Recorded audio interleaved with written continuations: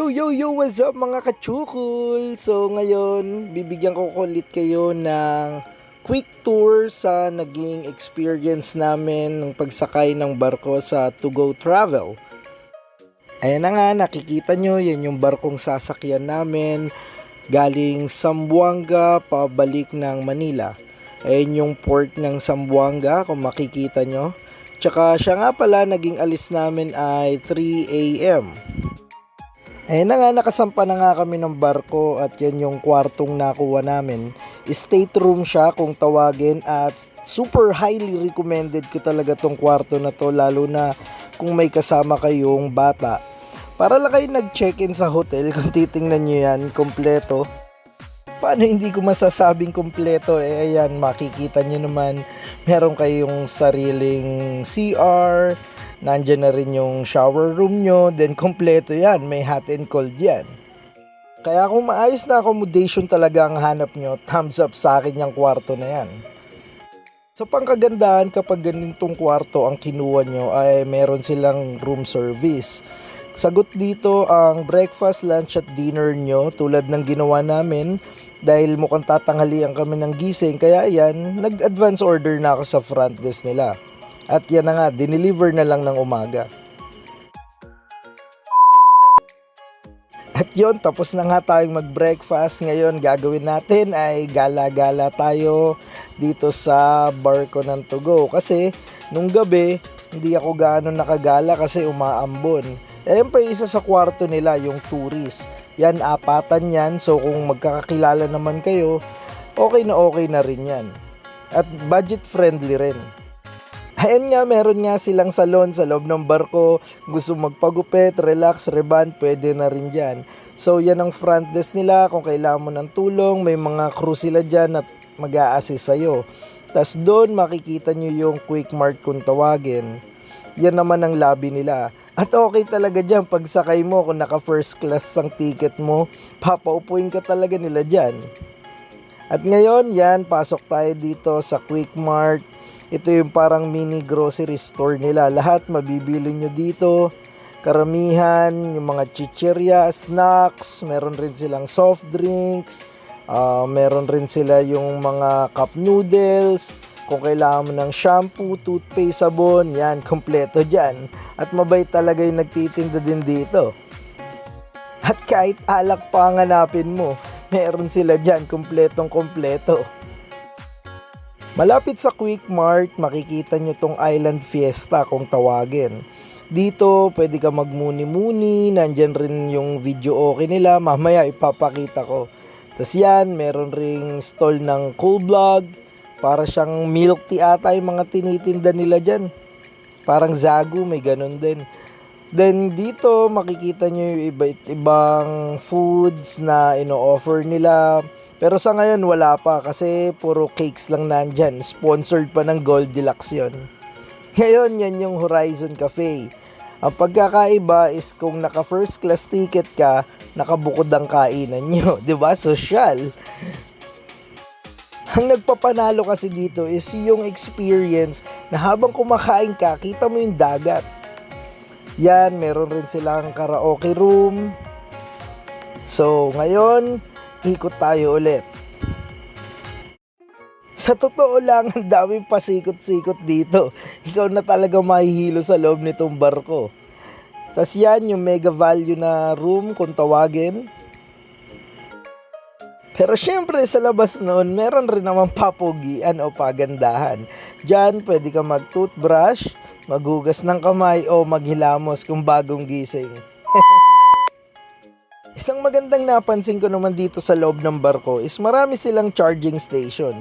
Sa totoo lang, sobrang dami niyan. Pero kailangan mo siyang hulugan ng 5 piso para magamit mo syempre.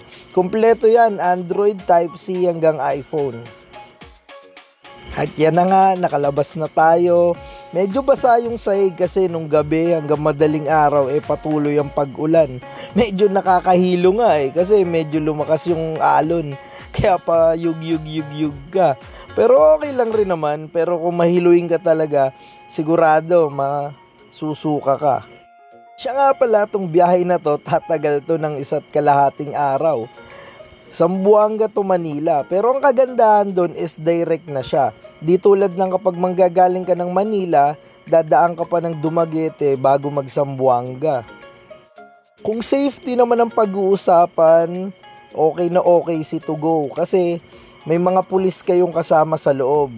At yan, kitang-kita nyo naman, ready kung ano man ang mangyari. Yon, kung matatanaw nyo yun doon ng smoking area, buti na lang talaga may ganun. Kung hindi, nako, hindi ko na lang talaga alam ang gagawin ko.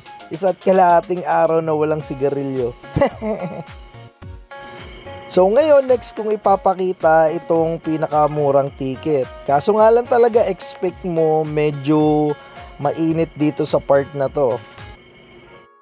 Pero kung sanay ka naman na may makasamang ibang tao, okay lang rin naman to. Kasi talagang ito yung ticket na pasok sa budget mo. Ang problema lang talaga, ayan, marami kayong magkakasama. Pero okay na rin naman, secured pa rin naman ang gamit. At ayan na nga, di ba? Baka kala mo, ang pogi, oh. Model ng to go. Yan, pakita ko lang ang paligid. Ito na yung mismong taas ng barko. To Go Travel PH, baka naman. Sa totoo lang, konti lang yung difference nung presyo ng eroplano at sa kinuha naming kwarto o sa binayad namin dito. Yun nga lang, ang ginusto namin dito ay yung experience dahil bata pa ata ako nung huling sumakay ako ng barko. Pero syempre, dahil kasama ko, pamilya ko, magandang experience na rin to sa mga bata. Kaya kung hindi naman kayo nagmamadaling umuwi, pwede nyo na rin i-experience sumakay ng barko. Sobrang dami nyong gagawin dito at hindi nyo mapapansin na isa't kalahating araw na kayong bumabiyahe sa gitna ng dagat. Expect mo lang talaga pag medyo lumalayo na kayo sa mga isla-isla, nawawala na talaga ng signal. So kung pala Facebook ka, nako, magdudusa ka. Kung gusto nyo nga palang malaman yung iba't ibang rates ng mga kwarto nila dito, punta lang kayo sa togotravel.ph. Doon makikita nyo yung rates, mga pictures ng kwarto na gusto mong kunin. At yung mga barko na rin pala na meron sila. Kasi itong sinakyan natin, isa lang to sa barko ng To Go na meron. Yan, ngayon dito naman tayo sa mga souvenirs na meron si To Go. Sobrang dami yung mabibili dyan. Yung anak ko nagpabili dyan, yung barko na stuffed toy, nasa 350 pesos lang naman. At ayan na nga ang lobby area nila, di ba? Yan yung sinakyan nating barko, si St. Michael the Archangel. Sobrang ganda talaga, di ba? Kala mo naman naka-hotel ka lang, oh. Siya nga pala, air condition dito. Hindi ka pagpapawisan. Bukod dyan, gala-gala pa rin tayo. Akyat tayo sa taas.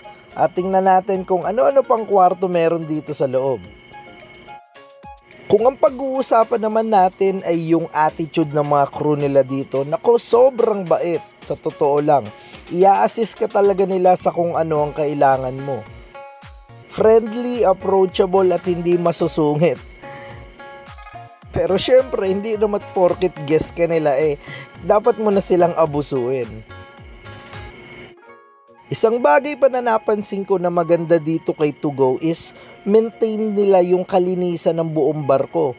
Kahit dun sa smoking area nila, maya't maya may nagwawalis dun. Ewan ko na nga lang talaga bakit patuloy dun nagtatapon sa sahig yung mga naninigarilyo. Ang laki-laki naman nung garbage bag dun. At ayan na nga yung sinasabi ko sa inyong video, okay. Ako, magdamag talaga, may kumakanta dyan, sobra, pila-pila, kanya-kanyang representative, kala mo nandyan yung tawag ng tangalan. So yan, baba na muna tayo para ma-check natin yung ibang rooms na meron sila. Tulad nga ng sabi ko kanina, sobrang nakakahilo dito kapag di mo kabisado yung daanan. Kaya ang kagandahan talaga doon, kahit magpaikot-ikot ka dito, talagang malilibang ka. Baka mamaya pagbalik mo, nasa Manila ka na. Expect mo na rin pala na kapag ang pinili mong ticket is yung super value, mega value, or tourist, ay kailangan mong pumila bago ka makakain. Pero alam ko yung pagkain na yan, kasama naman sa ticket yan, libre na yan. Pero syempre mga kachukul, alam mo naman na naka first class ang ticket natin. Medyo i-flex ko na lang naman ng bahagya tong lunch namin ngayon. Konting yabang lang. Sa totoo lang, yung convenience lang naman ng pinagkaiba. Pare-parehas lang naman tayo mabubusog pagkatapos nating kumain dito sa loob ng barko. Ang mahalaga dito, pare-pares tayo nakakain at syempre yung maging safe yung travel natin kung saan man tayo pupunta. Isang importante pala dito is wag na wag mong kakalimutan yung oras na binigay nila sa pagsaserve ng pagkain. Dito sa salon, nag-o-offer nga rin pala sila ng massage. Meron silang full body massage for 750 pesos at isang oras na yon. Then, ang half body nila ay 430 minutes. Kaya kahit di masakit ang likod ko tinry ko na rin talaga to. Pampatay oras lang ba? Noong nakita ko na tong isla na to, alam ko nang malapit na kami sa Manila. Kasi naalala ko nung panahong nag-swimming kami sa Batangas City, tandang-tanda ko, nakita ko yung statwa na pagkalaki-laki. Yun yung statwa ni Mama Mary. Kung tawagin, ito yung Tower of Peace na makikita nyo sa Batangas City. Yung iba naman ang tawag dyan, Mother of All Asia. Kaya nung nakita ko talaga yung statwa na yan, na-excite na talaga ako at alam ko nang malapit na ako sa Manila. At ayan na nga, napasayaw na nga ako, di ba? Sa sobrang excited ko at ngayon nakabalik na ako ng Manila.